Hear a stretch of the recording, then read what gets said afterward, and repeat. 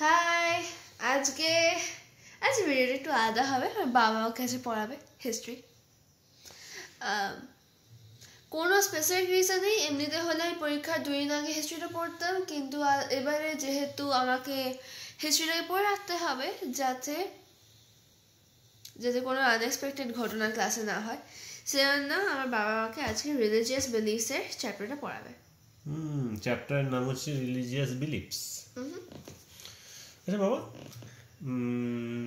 কেন চ্যাপ্টারটার নাম হয়ে গেল রিলিজিয়াস বিলিফস? এটা কেন হলো না রিলিজিয়াস ডিবেটস অর কি বলবো? That's a rather silly question. That's a rather silly question, কিন্তু whatever. So, I believe যে সেই সময় যে রিলিজিয়াস মানুষের বিলিফগুলো ছিল, ধারণাগুলো ছিল, সেই সময় কিরকম গডস বা কিরকম জিনিসে বিশ্বাস করা হবে, রিলিজিয়াস ব্যাপার নিয়ে। আচ্ছা, তার মানে কি ব্যাপার, তোমার কি মনে হয় যে রিলিজিয়ন এই ব্যাপারটার সঙ্গে বিলিফ একটু বেশি জড়িয়ে? অবশ্যই, বিলিফ ছাড়া তো রিলিজিয়ন হয় না। বিলিফ ছাড়া রিলিজিয়ন হয় না, তাই তো? আচ্ছা, এবারে আমরা ধরো পড়ছি এখানকার ভারতবর্ষের রিলিজিয়াস বিলিফ। আচ্ছা, এই যে রিলিজিয়াস বিলিফ তোমাদের এই যে সিলেবাস, এইখানটা শুরু হয়েছে, এটা কোন সময়কার রিলিজিয়াস বিলিফ তোমাদের সিলেবাসে আছে? মেডিয়েভাল পিরিয়ড। ওকে, তাহলে মেডিয়েভাল পিরিয়ড, সেই সময় মানুষের কি ধরনের রিলিজিয়াস বিলিফস ছিল, এটা হচ্ছে বিষয়বস্তু, তাই তো? আচ্ছা, ধরো কোনো রিলিজিয়ান, এই রিলিজিয়ানের সঙ্গে কি কি জিনিস যুক্ত থাকে? রিলিজিয়ান বললে আমরা সাধারণভাবে এর সঙ্গে কি কি জিনিসকে যুক্ত করি? মানুষের যে গড, তার মানে গড একটা জিনিস থাকে, তো আমার গড। যে জিনিসটা প্রথমে মাথায় আসবে সেটা ডেফিনেটলি গড হবে। গড, তাই তো, নাম্বার 1। 2 নম্বর কি হতে পারে? রিলিজিয়াস মানে গডের সঙ্গে আর কি থাকে? না না, ভাবতে দাও। ডেফিনেটলি গড হবে, তারপরে কাস্টমস, ওই না, আই ডোন্ট নো, গডের জন্য অনেকগুলো প্র্যাকটিসেস করা হয় ভগবানকে প্লিজ করার জন্য। বা তাহলে এখানে দুটো ক্যারেক্টার, একটা হচ্ছে গড আর একটা হচ্ছে মানুষ, নাকি? আই গেস তাই তো? তাহলে মানুষের কাজ হচ্ছে গডের কাছে পৌঁছানো, নাকি গডকে পাওয়া বা খুশি করা, নাকি? তাই তো? তাহলে গডকে খুশি করার জন্য যে চিন্তা ভাবনা, সেটা কি রিলিজনের বিষয়বস্তু, নাকি? তোমার কি মনে হয়? গডকে জানার জন্য, গডকে জানার জন্য বা খুশি করার জন্য নয়, এটা তাহলে হতে পারে যে গডকে জানার জন্য। তাহলে রিলিজিয়ন কি হতে পারে যে গডকে জানার একটা প্র্যাকটিস, একটা পদ্ধতি। তাহলে এটা গডে বিলিভ করার, গডকে বিলিভ করা। আচ্ছা, আমি গডকে বিলিভ করলাম, মনে মনে বিলিভ করেই রইলাম, এর সঙ্গে রিলিজিয়ন কিভাবে কানেক্টেড? শুধু বিলিভ করাটাই কি রিলিজিয়ন? আই বিলিভ তার কাছে কমপ্লিটলি ডিভোটেড হয়ে যাওয়াটা। তাহলে যে কমপ্লিটলি ডিভোটেড নয়, তার কাছে কি রিলিজিয়ন নেই? সে কি রিলিজিয়াস নয়?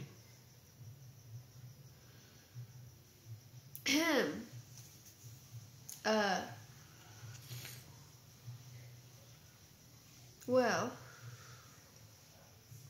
হতেই পারে তার কাছে রিলিজিয়ন। এক একটা মানুষের কাছে একটা ছাত্র পড়াশোনা করে, যে খুব ভালো পড়াশোনা করে সেও একটা ছাত্র, যে খারাপ পড়াশোনা করে সে কি ছাত্র নয়? সেও ছাত্র। এটা নির্ভর করে, ম্যান টু ম্যান ডিফার করে। কিন্তু আমরা যদি অ্যাকচুয়ালি আমরা যে আলোচনাটা করছি একটা কমন সেন্সের উপর বেস করে করছি। এখন মানুষের জীবনে তার সঙ্গে গডের রিলেশনটা কিরকম, এই রিলেশনটা কিরকম, আদৌ গড কি, গড কাকে বলে, এই বিষয়গুলো নিয়ে মানুষের মধ্যে কোনো একটা নির্দিষ্ট ধারণা নেই। সবাই গডের পিকচারটা মনের মধ্যে একটু আলাদা হয়। এই গডের পিকচারটা আমরা নিজেরা আমাদের মতন করে করি।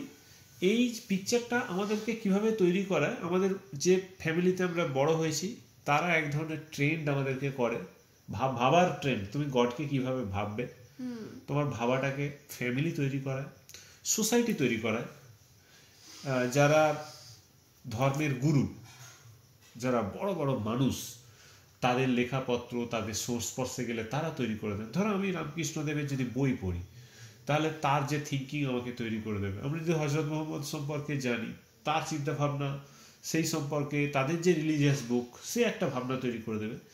অর্থাৎ আমাদের যে রিলিজিয়াস বিলিফ, এটা আমাদের নিজস্ব চিন্তা ভাবনা, তার সঙ্গে আমাদের সোসাইটি, আমাদের সারাউন্ডিংস, আমাদের ফ্যামিলি, যারা থিঙ্কার্স, সব মিলিয়ে আমাদের একটা ভাবনা তৈরি হয়।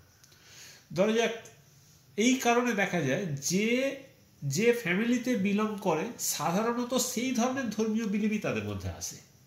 যেমন হিন্দু ফ্যামিলিতে জন্মায়, তার মধ্যে হিন্দু ট্র্যাডিশন তার মধ্যে আসে, সারাউন্ডিং থেকেই মেনলি আইডিয়াস গুলো আসে। এবারে বড় হয়ে যখন সে গভীরভাবে ওর মধ্যে প্রবেশ করে, তখন কি হয়, সেটা যখন গভীরভাবে ভাবে, তখন অনেক ক্ষেত্রে জায়গা দেখা যায় যে এক রিলিজিয়ান থেকে আর এক রিলিজিয়ানে যেতে পারে। তার যদি যুক্তি, বুদ্ধি, বিলিফ সবকিছু চেঞ্জ হয়, তখন অনেক ক্ষেত্রে সে চলে যায়। তবে এটা এক ধরনের প্র্যাকটিসের মধ্যে যায়।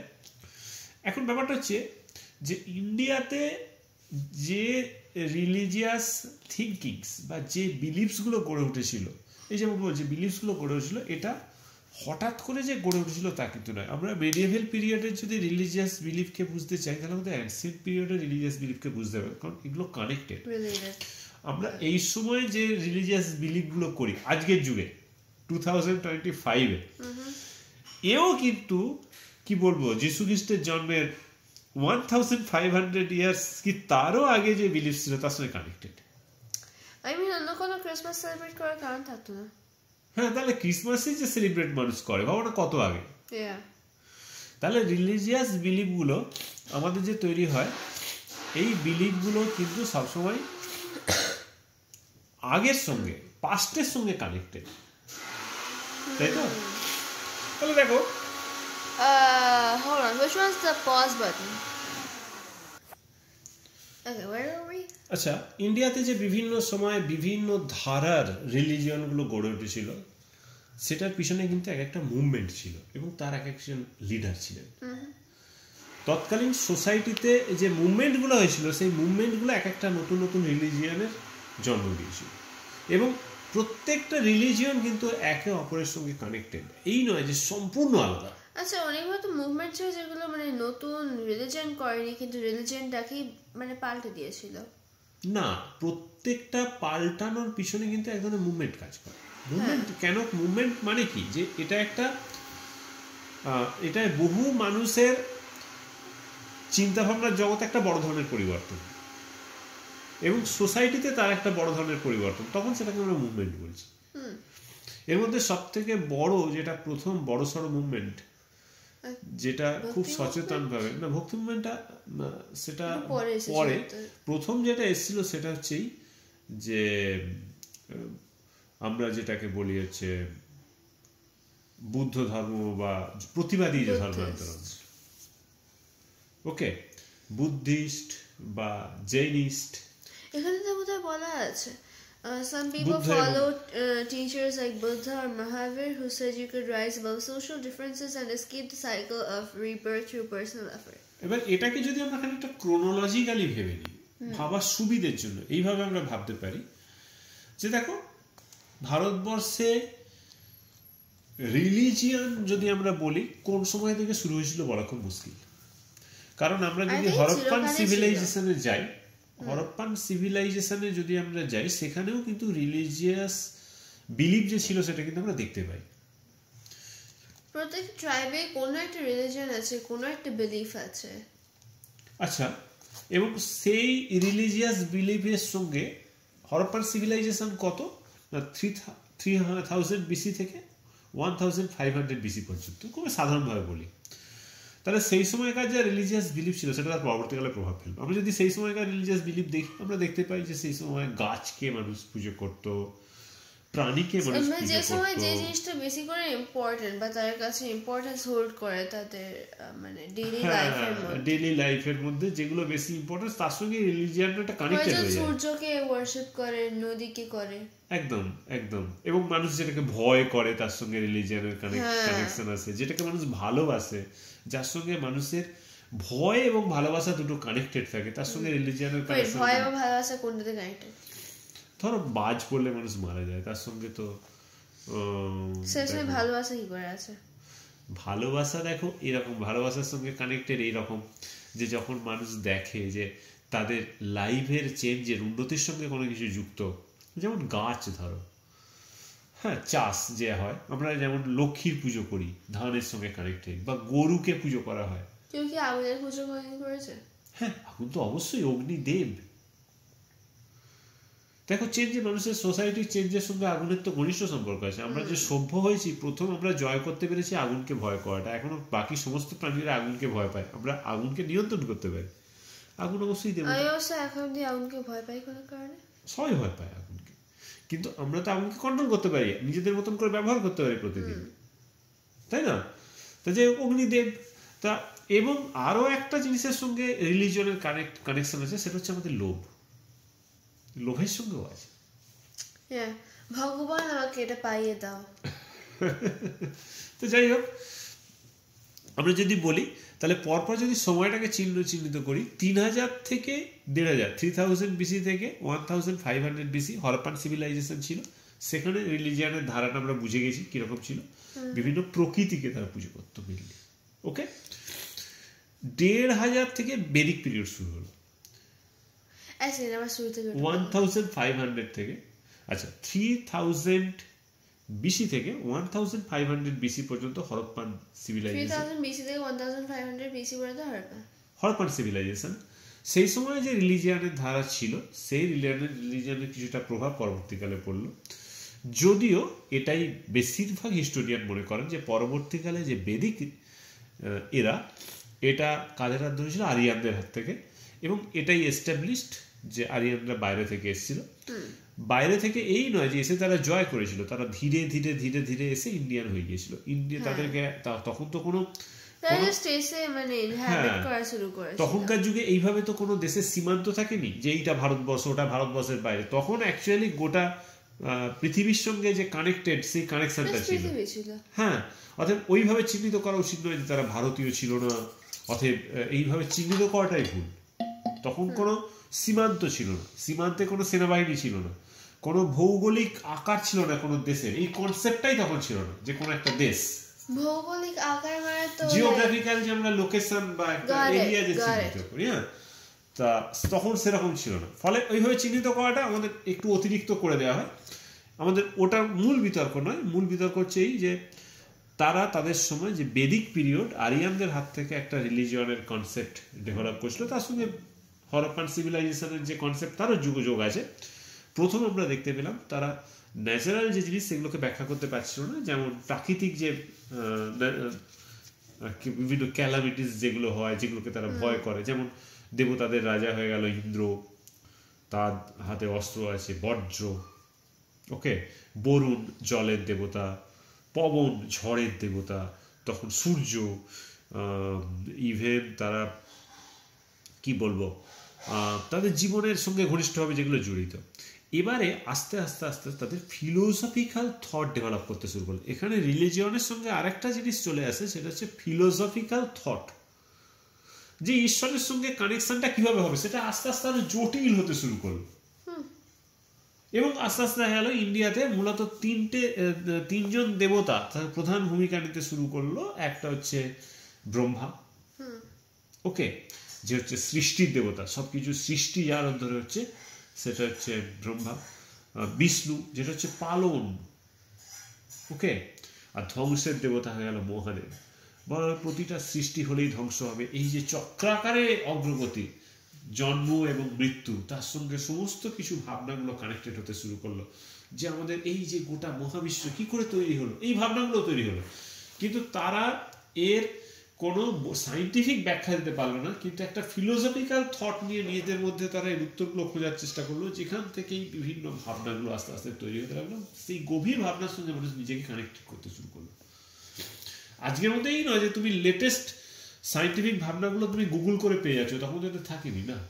তখন গুরু গৃহে গিয়ে চিন্তা ভাবনাগুলো করা হতো, সবাই এই প্রসেসের সঙ্গে যুক্ত ছিল, এবং অনেকেই নতুন নতুন গভীর ভাব তুলে ধরতে লাগলেন। এইরকমই একজন মহাজ্ঞানী প্রথম ইন্টেলেকচুয়াল যিনি এলেন, যিনি এই ভাবনার প্রসেসটাকে আরো ডেভেলপ করে দিলেন, তিনি হচ্ছেন গৌতম বুদ্ধ। ভারতবর্ষের প্রথম একজন অত বিরাট মাপের ইন্টেলেকচুয়াল। তিনি বেদিক আমলের যে রিলিজিয়াস প্রসেসটাকে পুরো চেঞ্জ করলেন না। বেদিক আমলের রিলিজিয়াস প্রসেসটা একটা ভালো দিক আছে, খারাপ দিক আছে। ভালো দিক হলো এই যে সেখানে ফিলোসফিক্যাল থট অনেক ডেভেলপ ছিল, কিন্তু একই সঙ্গে তার প্র্যাকটিক্যাল ফিল্ডে দেখা গেল যে ধর্ম ওয়ান টাইপ অফ রোজগারের বিষয় হয়ে গেল, ইনকামের বিষয় হয়ে গেল। যেমন ব্রাহ্মণরা তারা সমস্ত কিছু বললো আমরা আমাদের সঙ্গে ডাইরেক্ট ঈশ্বরের কানেকশন আছে, আমাদের থ্রুতে যেতে হবে, আমরা one type of agent of god.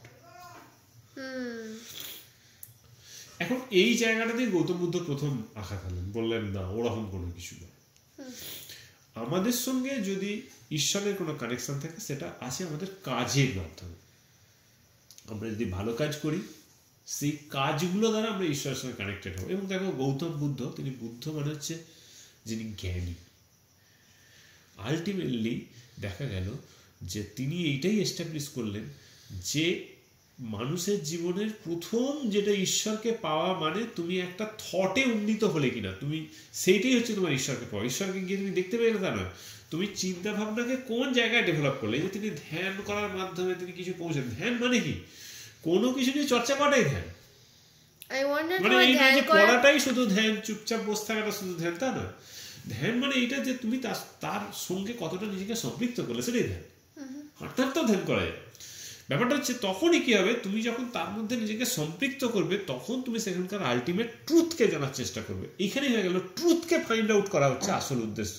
ঈশ্বরকে জানো, ঈশ্বরকে জানো মানে ঈশ্বরকে জানো, ট্রুথকে জানো। বুঝতে পারলে? এইখানে এই ট্রুথকে যখন জানতে যাচ্ছে তখন বলছে কি এটা আমাদের জীবনের কাজের মধ্য দিয়ে জানতে হবে। এটা তুমি নিজে নিজে চেষ্টা করো। এর জন্য তোমাকে আমাদের খারাপ যে ক্যারেক্টারগুলো রয়েছে আমাদের ভেতরে সেই ক্যারেক্টারগুলোকে ত্যাগ করতে হবে। ওকে, বুদ্ধদেব প্রথম 8টা রাস্তা দেখালেন। ওটা আছে, কিন্তু এটা আলাদা চ্যাপ্টারে ছিল, ক্লাস 6 এর একটা চ্যাপ্টারে ছিল। So we should get on track.